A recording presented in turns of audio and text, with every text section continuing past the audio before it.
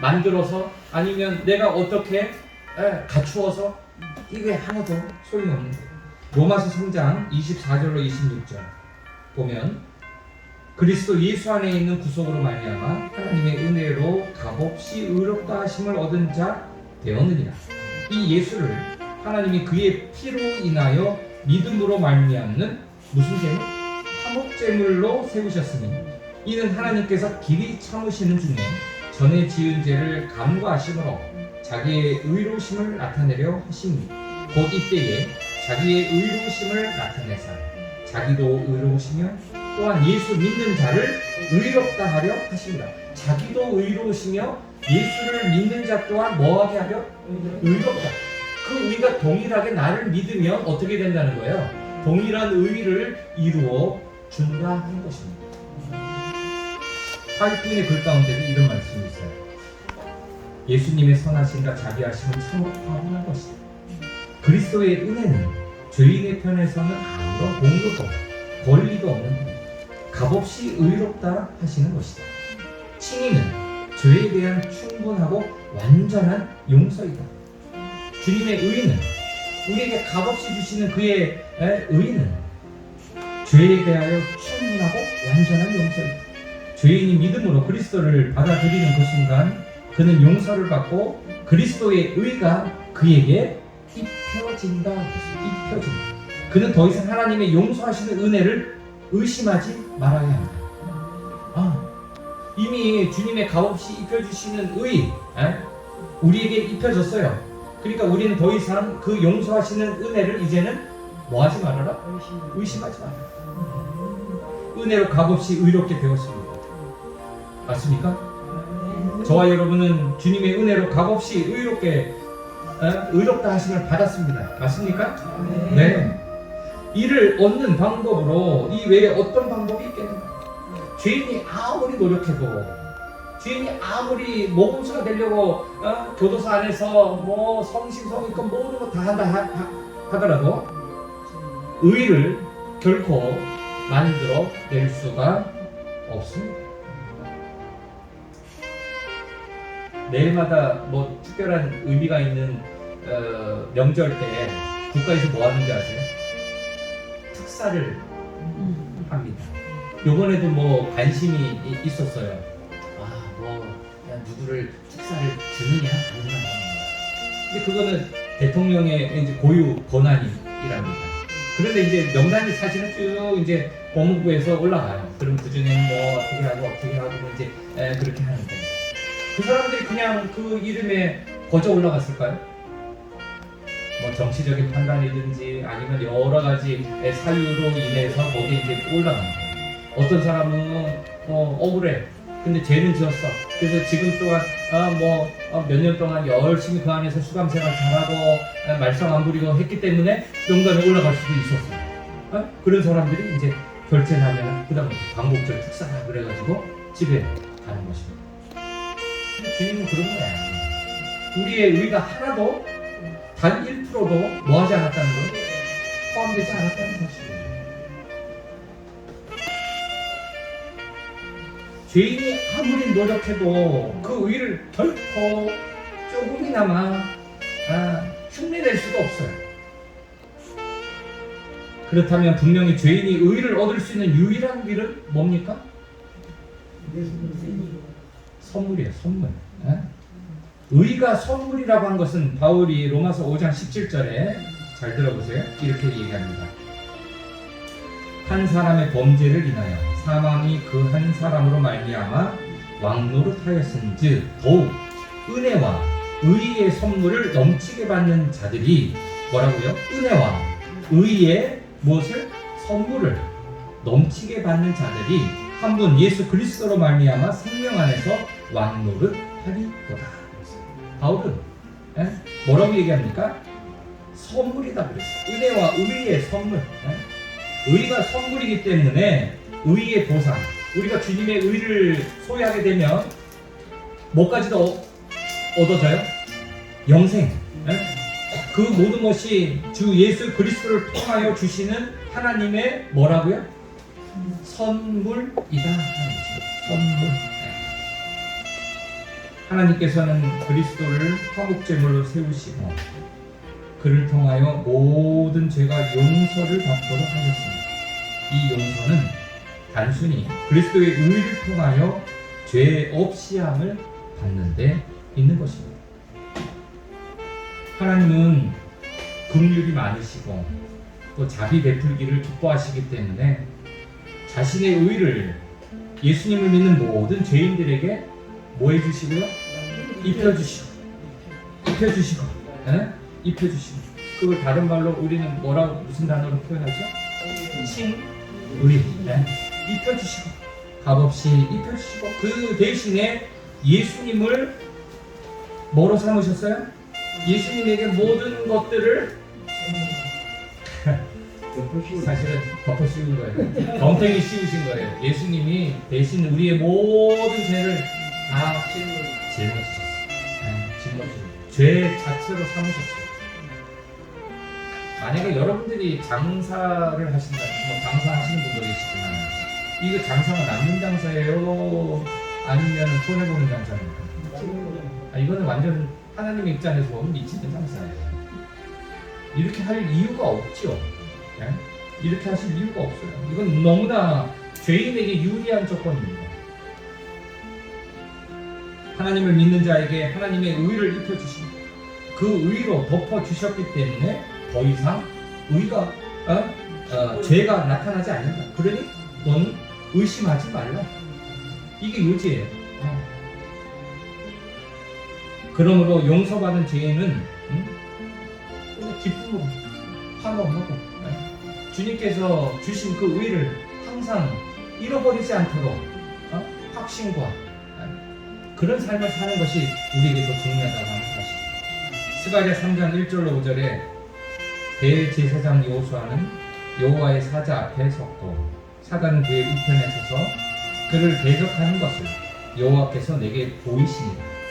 여호와께서 사단에게 이르시되 사단아 여호와가 너를 책망하노라. 예루살렘을 택한 여호와가 너를 책망하노라. 이는 불에서 꺼낸 그슬린 나무가 아니냐 하실 때에 여호수아가 더러운 옷을 입고 천사 앞에 섰는지라. 여호와께서 자기 앞에 선 자들에게 명하사 그 더러운 옷을 벗기라 하시고 또 여호수아에게 이르시되 내가 네 죄가를 제하여 버렸으니 내게 아름다운 옷을 입히리라 하시기로 내가 말하되 정한 관을 그 머리에 씌우소서 하며 곧 정한 관을 그 머리에 씌우며 옷을 입히고 여호와의 사자는 그 곁에 섰다. 이게 바로 그 장면이 똑같죠? 여러분도 이 구절 읽을 때 딱 떠오르시죠? 연상이 되시죠? 요거를 하이프인의 글로 조금 더 설명을 하면 이렇습니다. 위의 내용에서 더러운 옷을 벗기는 것은 사람에게서 죄를 제거한다는 의미이다. 여기서도 알 수 있는 것은 그리스도께서 그의 의의 옷으로 입혀주실 때에 죄를 그냥 놓아두지 않고 없애버린 후에 옷을 입혀주신다는 사실이다. 그냥 너 옷만 갈아입어 이 정도에서 끝나는 것이 아니라 이미 우리가 얼룩져 있고 찌들어 있는 이 죄까지도 다 어떻게 하신다는 거예요? 깨끗게 하시고 그의 당신의 의를 우리에게 입혀주신다는 것이에요. 그냥 죄가 있지만 그게 그냥 이렇게 가리듯이 입혀주신 게 아니에요. 죄의 용서는 한낱 형식으로 지나는 것이 결코 아니다. 죄의 용서는 엄연한 현실에서 만질 수 있고 느낄 수 있으며 실제로 각 사람에게 일어나는 일이다. 실제로 깨끗하게 죄의 씻음을 받는다 그랬습니다. 그러니까 나는 주님의 의를 경험하게 되면 전혀 다른 사람이 된다? 될 수 있다? 된다는 사실이에요. 그러니까 우리가 때로는 참 이제 다시 현실로 와서 보면 분명히 약속된 것들 주님의 의가 이렇게 놀라운 결과를 우리에게 주신다고 보증되어 있음에도 불구하고 우리의 삶은 그동안 어땠는지를 곰곰이 볼 필요가 있어요. 비교해 볼 필요가 있어요. 그렇다면 뭔가 좀 부족하다고 봐지면 내 모습을 봤을 때 내가 뭐 한 거예요? 온전히 그의 의를 뭐 하지 못하고 있는 거예요? 경험치 못하고.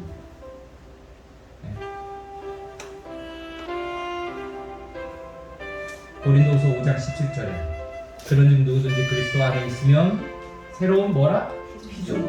이전 것은 어떻게 됐고? 지나갔고 보라 새 것이 되었다. 죄의 용서가 너무나 완전하고 값없이 이루어지기 때문에 이렇게 놀랍고 기적적인 변화는 새로 낳는 것과 같은 의미입니다. 보라 새 것이 되었다. 약속하셨어요. 근데 왜 우리는 옛날 왜 똑같죠? 왜 이렇게 매번 세상의 걱정과 고민과 그런 것에 찌들어서 계속 왜 변화되지 못하고 있습니까? 거듭나지 않으면 새로운 피조물이 될 수 없습니다. 이것은 우리의 속마음이 새롭고 깨끗게 된다는 것입니다. 새로운 마음은 의를 사랑하고 죄를 미워하는 마음이에요. 즐거운 마음으로 의의 길을 선택하는 것.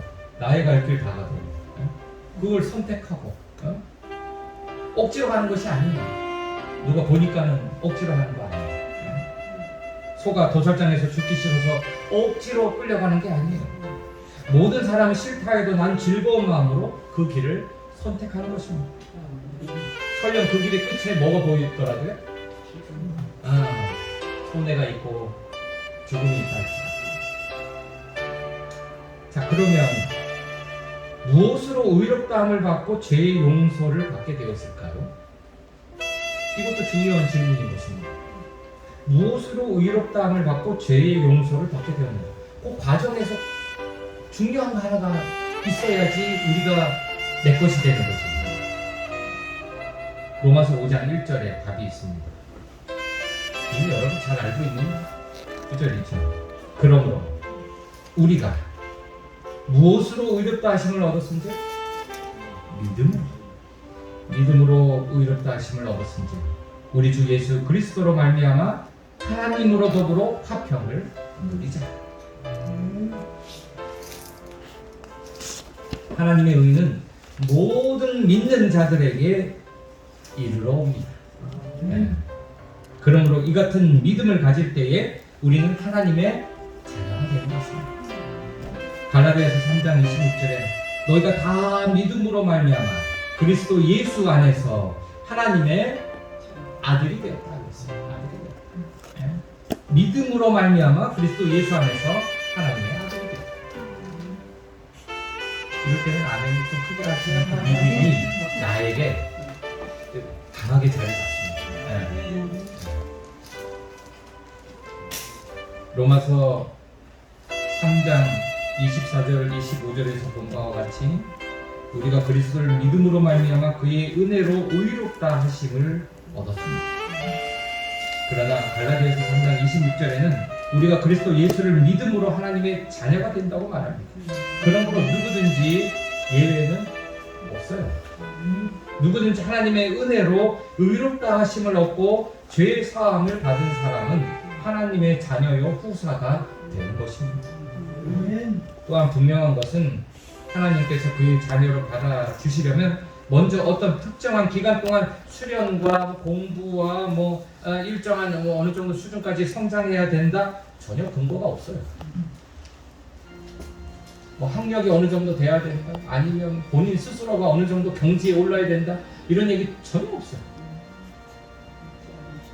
하나님은 우리를 그냥 죄인 그대로 받아주시고 내가 죄인입니다 하고 그 세 개의 기도처럼 주님 나를 불쌍히 여기십시오. 그것을 느끼는 것에서 주님의 의의는 시작됩니다.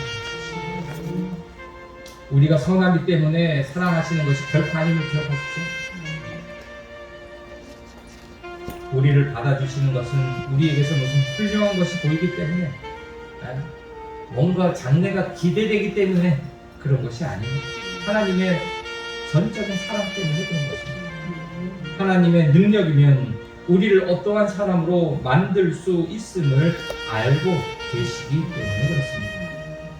하나님이 한없이 높고 거룩하시지만 하찮은 우리에게 오셔서 죄 많고 타락한 몸을 직접 쓰시면서 우리를 자녀로 삼으셔서 하나님의 가족으로 삼으신 귀한 섭리를 매일매일 깨닫는 것, 그것이 우리의 신앙의 본질을 놓치지 않는 거예요.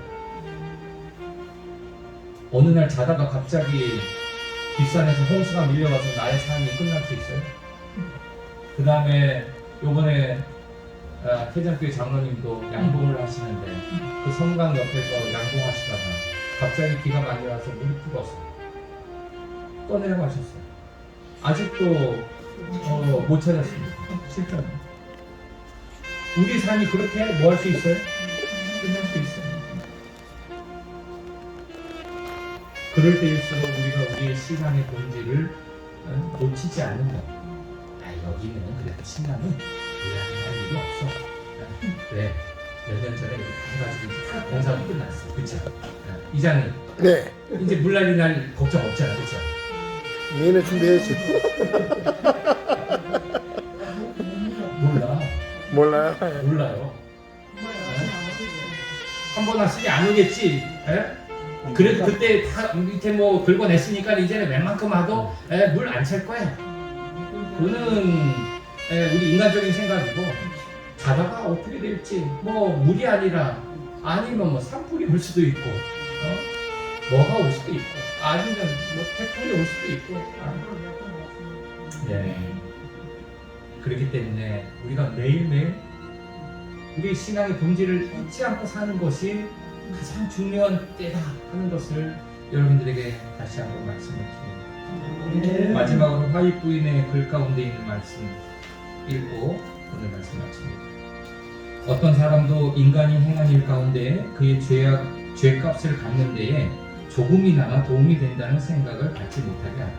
이것은 치명적인 기만이다. 그대가 만약 이것을 이해하기 원한다면 겸손한 마음으로 속죄 문제를 살펴보라. 이 문제를 분명히 깨닫고 있지 못하기 때문에 하나님의 자녀라고 주장하는 수많은 사람들이 악한 자의 자녀가 됩니다. 왜냐하면 그들은 그들 자신의 행위를 의존할 것이기 때문입니다.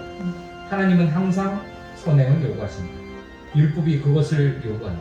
그러나 인간이 그의 선행을 아무 쓸모없게 만들어버리는 죄 가운데 자신을 두기 때문에 예수님의 의만이 우리에게 유효하다. 그리스도는 항상 살아서 우리를 위하여 중보하시기 때문에 우리를 끝까지 구원하실 수 있으시다. 인간이 자신의 구원을 위하여 할 수 있는 일은 원하는 자는 값없이 생수를 받으라는 초청을 받아들이는 것이 전부이다. 십자가는 죄인인 우리에게 온전한 속죄를 주며 받으라고 추천합니다. 오늘 우리에게 주어진 말씀은 사실 어떻게 보면 좀 딱딱하고 또 부담스러운 주제일 수도 있습니다. 하지만 마지막 때에 우리가 놓치지 말아야 하고 또 항상 되새기면서 하나서 모든 것 다 나의 재산이 떠내려간다고 이것만 부여잡고 있으면 어떻게 된다고요?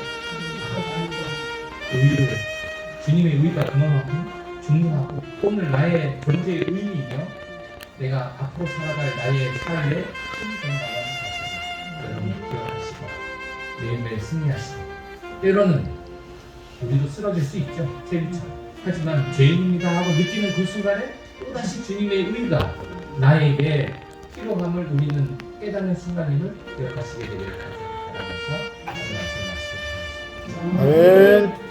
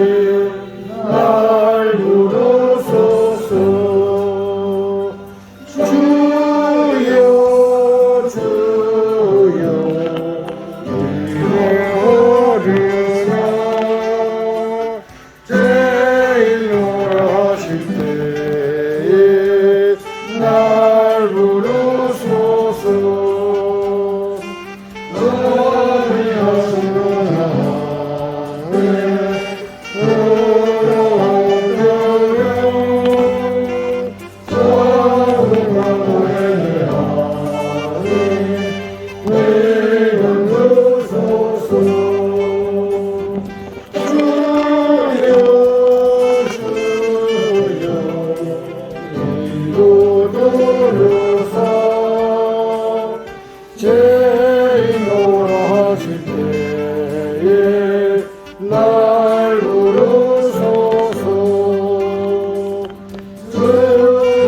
공로를 위하여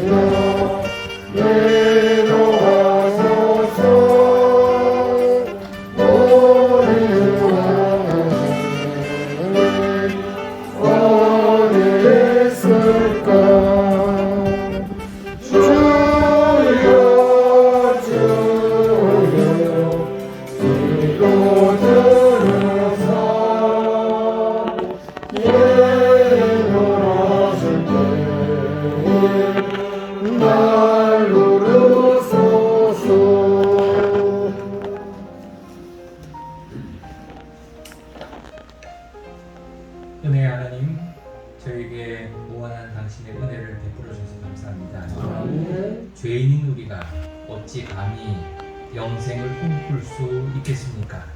하지만 주님의 의로 말미암아 우리를 구원케 하시겠다는 약속 주셨사오니 우리가 그것을 믿음으로 소유케 하여 주시옵소서. 아멘. 주님의 차고 넘치는 은혜를 매일 간구하는 저희가 되게 하여 주시옵소서. 아멘. 마지막 때를 살아가는 저희에게 주님의 은혜가 얼마나 소중하고 중요하고 값진 것임을 깨달아 알아서 놓치지 않는 저희들이 되게 하여 주시옵소서. 아멘. 이곳 신남에 당신의 소중한 보금자리를 만들어 주셨사오니 그것을 지켜나가기에 우리 교우들 한마음 한뜻으로 서로 위하고 서로 아끼고 서로 격려하며 주의 사역을 충실히 감당케 하시고 주님께로부터 받은 그 무한한 의를 나누기에 부족함이 없는 삶이 되도록 주님 축복하여 주시옵소서. 아멘. 주님의 선하신 뜻이 우리 모두의 삶을 통해서 역사하고 저희가 체험하고 그래서 주님께 영광 드려지는 귀한 삶이 되도록 은혜 더하여 주시옵기를 예수님의 이름으로 간절히 기도드려옵나이다. 아멘.